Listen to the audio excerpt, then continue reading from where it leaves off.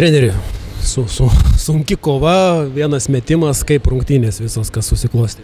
Tikri piliofai, rungtynės sunkios, iš abiejų pusių turėjo žiūrovom patikti, labai tvirta gera kova ir nulėmė paskutinis tritaškis metimas.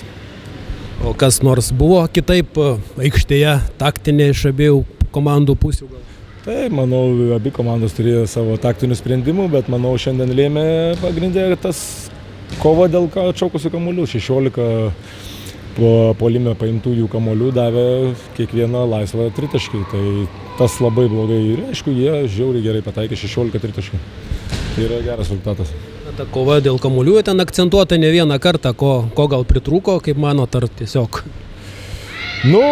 Tokia komanda, jauni, aukšti, ilgos rankos, lipa ant kamuolių ir tikrai, aišku, kai kur ir buvo koncentracijos dėl reikalų. Na ir buvo ten tų tokių epizodų, tai per 8 sekundės nepereita, tai išsimetant suklysta, irgi įtampa ar... Čia žaidėjų reikia klausti, manau, kad įtampėlė yra ir tokie dalykai vaikiški, kad nepereit 2 kartus per aikštelę, tai yra siaubingi, tokiai stipriai kovai. Kaune matėm labai daug zonos iš jūsų pusės, šį kartą taip iš pirmo žvilgsnio lyg ir gal kiek mažiau buvo, ar varžovai prisiderino, ar gal tik klaidingas įspūdis? Buvo ir tos zonos šiandien, bet jie šiandien gerai pataikė, tai kažkiek reikėjo ir nuimti tą zoną, tai tokie reikalai. Na ir kokios svarbiausios užduotys, kažkokių naujų užduočių gali būti prieš trečias rungtynės?